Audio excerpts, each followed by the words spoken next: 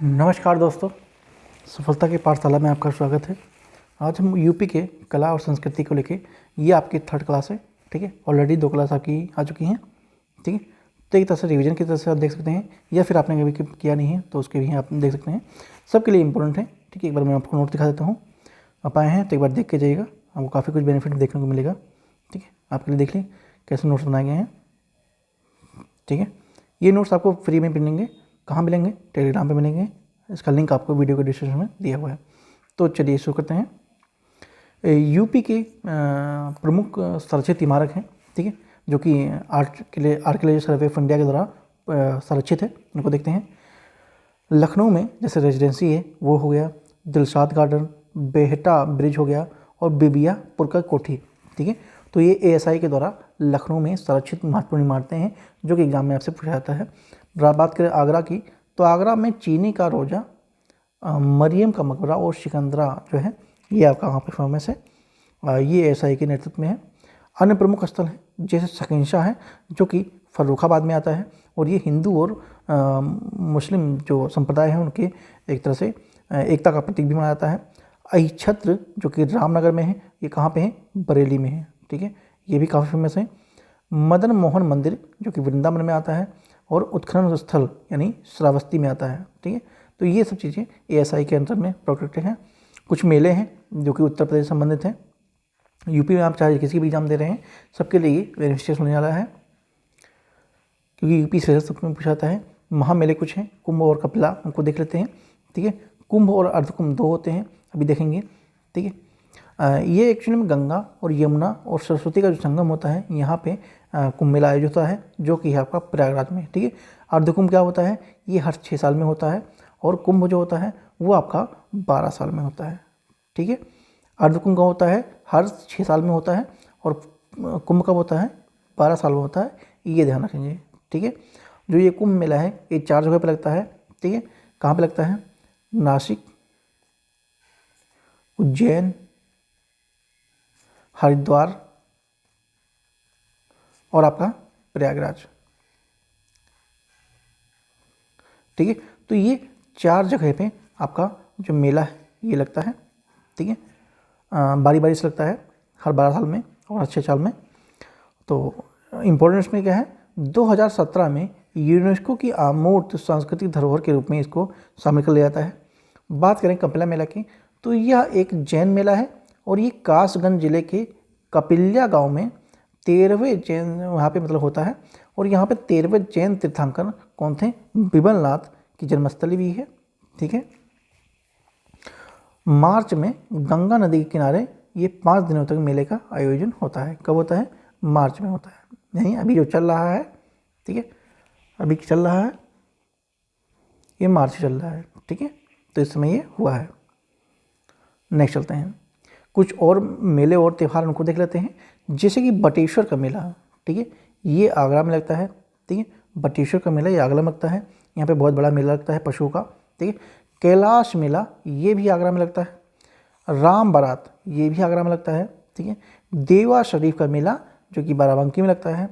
गंगा महोत्सव कहाँ लगता है? बनारस में लगता है, क्योंकि गंगा नदी बनारस में ही है, मतलब है तो कई सारे डिस्ट्रिक्ट में, लेकिन स्पेशली बनारस को ही मानते हैं।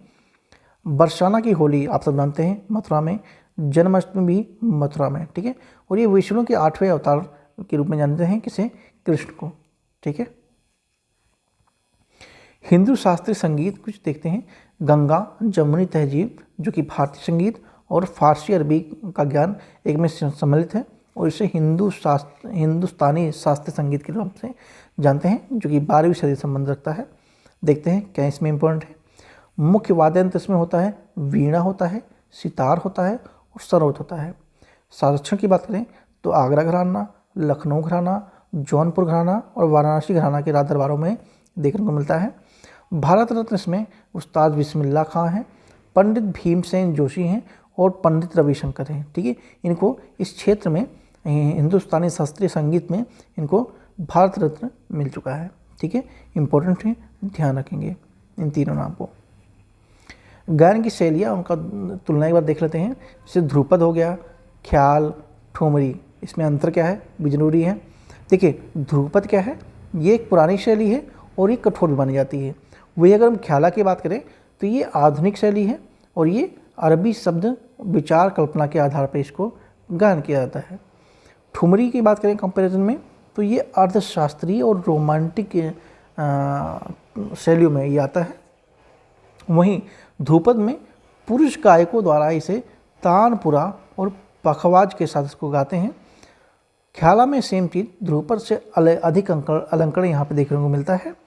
वहीं ठुमरी में राग से ज़्यादा गीत के बोल पर जोर देते हैं। ठीक है, इसमें प्रमुख व्यक्ति की देखें ध्रुपद में तो इसमें तानसेन रहे हैं। ठीक है, ख्याला में अमीर खुसरो रहे हैं जो कि 14वीं शताब्दी से संबंधित हैं।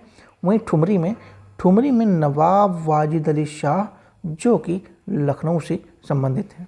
ठीक है, घराने की बात कर लें तो ध्रुपद में डगारी, दरभंगा, बेतिया और तालवंडी घराने देखने को मिलते हैं। वहीं ख्याला में ग्वालियर घराना, किराना घराना, पटियाला घराना और आगरा घराना यहाँ पे देखने को मिलेंगे।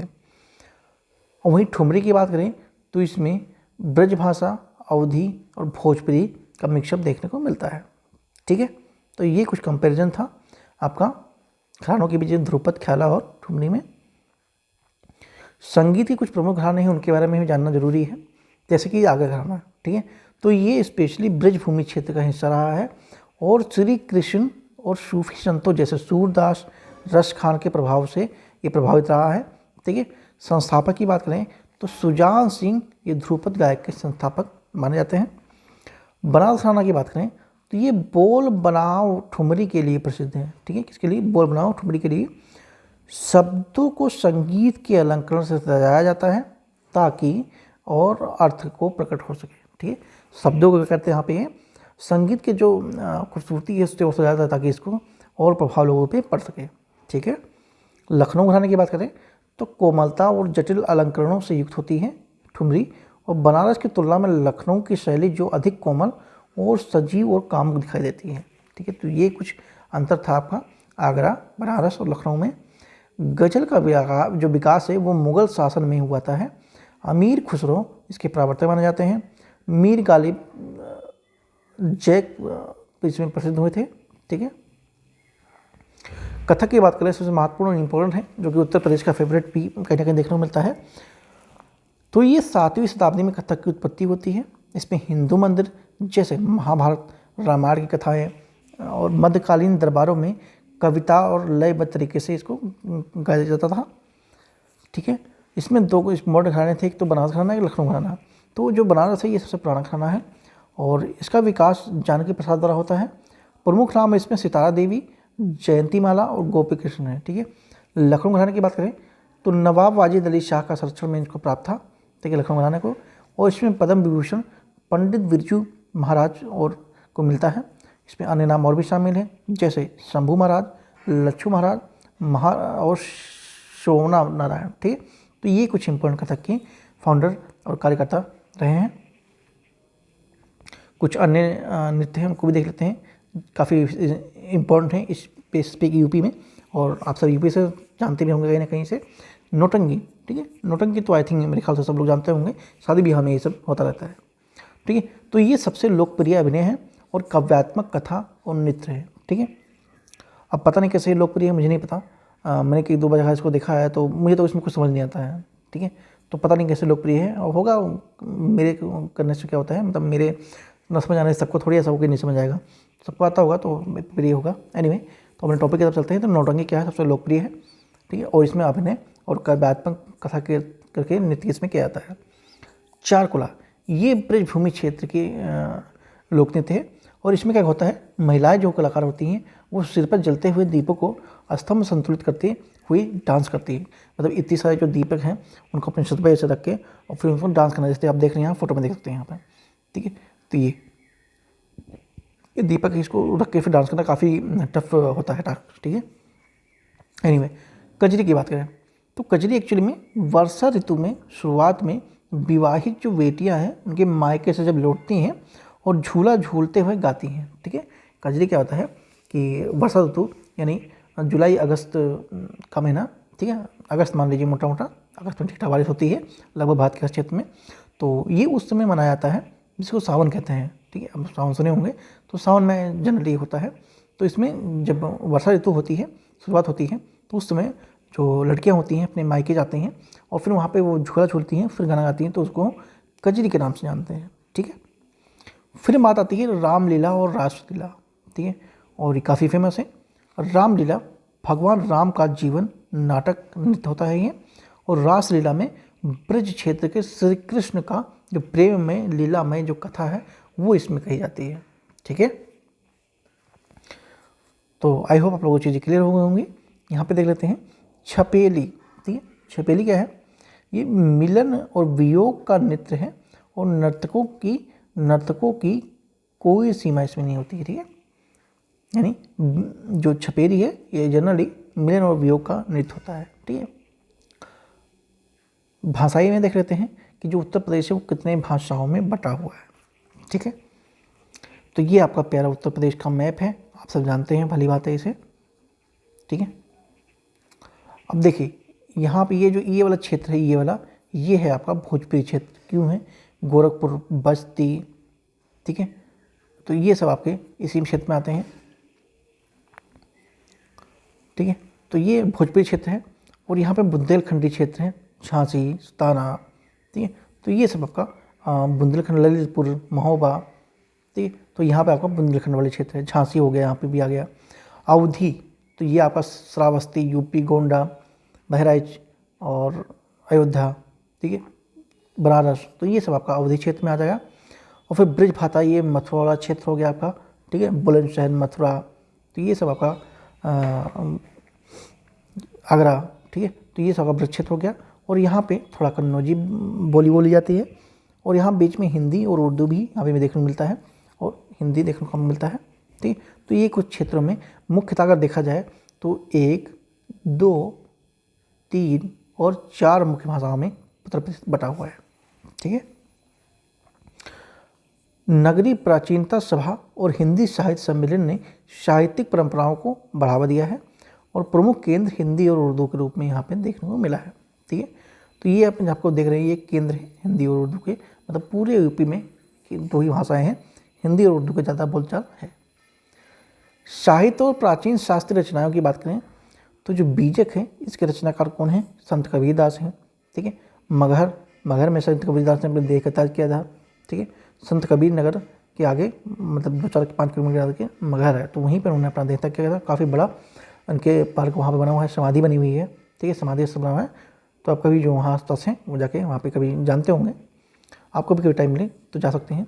उसके बाद बुद्ध चरित्र की बात करें तो ये अश्वघोष द्वारा रचित की गई थी। हर्षचरित कादंबरी, तो ये बाण भट्ट ने रचना की है इसकी। मयूरी शतकम, तो ये मयूरा द्वारा रचित हुआ, मतलब रचना या लेखक किया गया।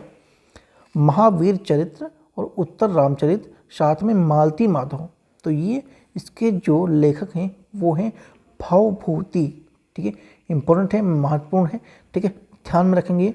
महावीर चरित्र, उत्तर रामचरित और मालती माधव, ठीक है।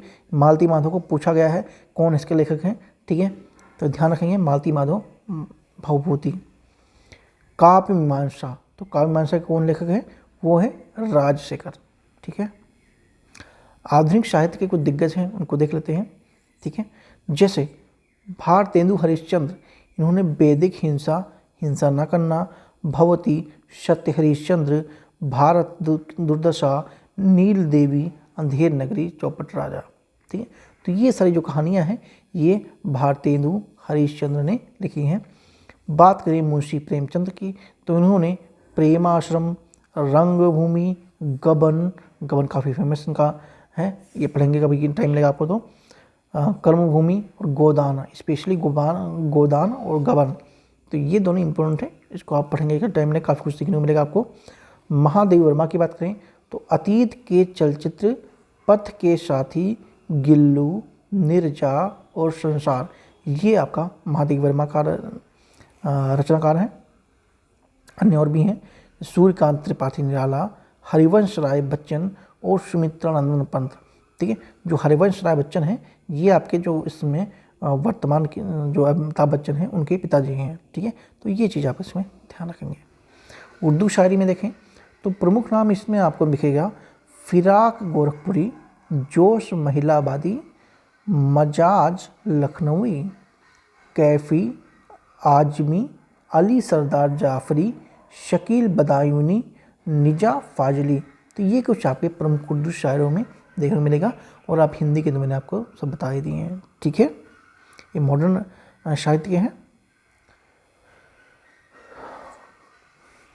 कुछ देख लेते हैं एक बार रिवीजन के तौर पे। लखनऊ घराना और संगीत की बात करें तो ठुमरी घराना, ठुमरी संबंधित है, ये कोमल शैली है, ठीक है। वहीं यहाँ पे नृत्य और मेला कौन सा है? कथक। तो इसके स्पेशल कौन है? बिरजू महाराज, ठीक है। स्मारक कौन सी है यहाँ पे? रेजिडेंसी दिलशाद गार्डन, ठीक है। आगरा की बात करें तो ये ख्याला या ध्रुपद यहाँ पे होता है, वो सुजान सिंह से संबंध रखते हैं, ठीक है। बटेश्वर मेला यहाँ पे लगता है, कैलाश मेला लगता है आगरा में, नृत्य और मेले। और चीनी का रेजा मरियम का मकबरा आपको यहाँ पे देखने को मिलेगा आगरा में। बनारस में बोल बनावी ठुमरी देखने को मिलती है। गंगा महोत्सव यहीं पे होता है। कथक सबसे पुराना यहाँ पे नृत्य देखने को मिलता है। मथुरा और ब्रज क्षेत्र में श्री कृष्ण भक्ति का संगीत देखने को मिलेगा। और चरकुला, रासलीला और बरसाना होलिया भी आपको मथुरा और ब्रज वाले क्षेत्र में देखने को मिलती है, ठीक है। स्मारक की बात करें तो यहाँ मदन मोहन मंदिर, प्रेम मंदिर, ठीक है, ब्रिज घाट, या बहुत सारी चीज़ें हैं जो यहाँ पर नहीं लिखा हुआ है, तो ये सब यहाँ पे आपको देखने को मिलेगा, ठीक है। अगर आप रिवीजन कर रहे हो तो रिवीजन के लिए इसे बार बार पढ़ें, ठीक है। मतलब आपने पहली बार देखा है तो आप इसको रिवीजन जरूर करेंगे और आपको भूल सकते हैं। तो thank you so much. Video अच्छी लगी हो तो वीडियो को लाइक जरूर कीजिएगा, चैनल को सब्सक्राइब करना ना भूलें। और इसकी जो PDF है, PDF के लिए आप टेलीग्राम चैनल से जुड़ सकते हैं, ठीक है। लिंक जो है उसकी वीडियो के डिस्क्रिप्शन में आपको यहाँ पे मिल जाएगा अंदर, ठीक है। और सब्सक्राइब जरूर करेंगे, ठीक है। आपने देखा पर कितनी बेस्ट तरीके से नोट्स डिजाइन करके लाए गए हैं, ठीक है। तो ये आप फ्री में प्राप्त कर सकते हैं। इसके लिए आपको टेलीग्राम पर ज्वाइन करना होगा, इसका लिंक आपको डिस्क्रिप्शन में है। Thank you so much.